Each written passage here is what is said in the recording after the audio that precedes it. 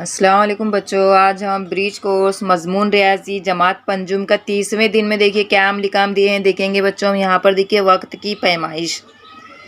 29वें दिन में हमने वक्त की पैमाइश किस तरह से पढ़ी जाती है, घड़ी किस तरह से पढ़ा जाता है, वक्त किस तरह से देखा जाता है, हमने इसके बारे में मालूमात हासिल की है। बच्चों अब 30वें दिन में देखेंगे क्या दिए हैं।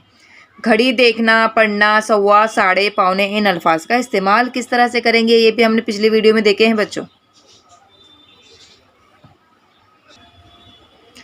आओ हल करें।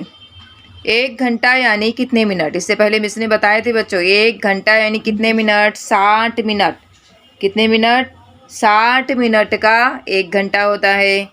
दूसरा सवाल देखिए क्या दिए हैं। गणेश सुबह 10 बजे अम्मी के साथ बाजार गया और बाजार से 1 घंटा 10 मिनट बाद वापस घर आया, तब घड़ी में कितने बजे होंगे। यहाँ पर हम घड़ी में देखते हैं बच्चों। देखेंगे गणेश जो है सुबह 10 बजे अम्मी के साथ गया। यहाँ पर देखते हैं हम निशान करके 10 बजे यानी क्या, बड़ी सुई 12 पे और छोटी सुई 10 पे। ये हो गया 10 बजे। 1 घंटा 10 मिनट वापस घर आया। अब 1 घंटा 10 मिनट कहाँ होगा, देखिए 10 बजा है, 10 के बाद क्या हो जाएगा 11।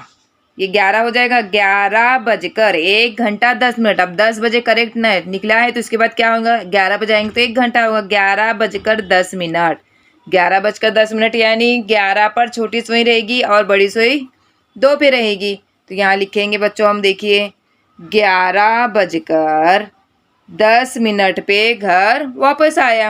यानी कितने बजे थे घड़ी में, 11 बजकर 10 मिनट हुए थे। 8:15 बजे यानी कितना, 8:15 बजे यानी कितना। इससे पहले वाले सबक में हमने देखे हैं बच्चों सवा, साढ़े, पौने। अब 8:15 यानी कितना, 8 बजकर 15 मिनट।